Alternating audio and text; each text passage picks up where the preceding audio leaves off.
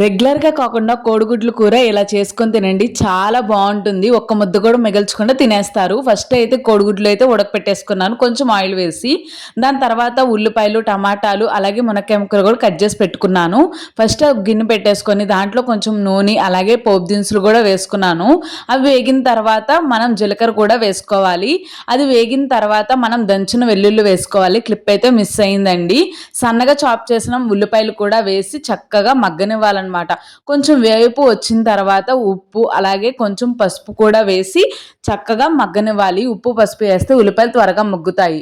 ఇంకా స్టార్టింగే మనం మునక్కాయ ముక్కలు వేసిన తర్వాత 60% ఉడికిన తర్వాత వంకాయ ముక్కలు టమాటా ముక్కలు కూడా వేసి బాగా మగ్గిన తర్వాత కొంచెం ఉప్పు కారం అడ్జస్ట్ చేసుకొని కొంచెం మగ్గనివ్వాలి. లాస్ట్లో మనం కోడిగుడ్లు వేసుకొని ఒక 10 నిమిషాలు పొయ్యి మీద ఉంచి సిమ్లో అయితే ఉడికిస్తే మన కోడిగుడ్లు కూర అయితే రెడీ అయిపోతుంది. ఈ రెసిపీ చాలా బాగుంటుంది. మీరు కూడా ట్రై చేయండి. నచ్చితే లైక్ చేసి సబ్స్క్రైబ్ చేయండి. బాయ్.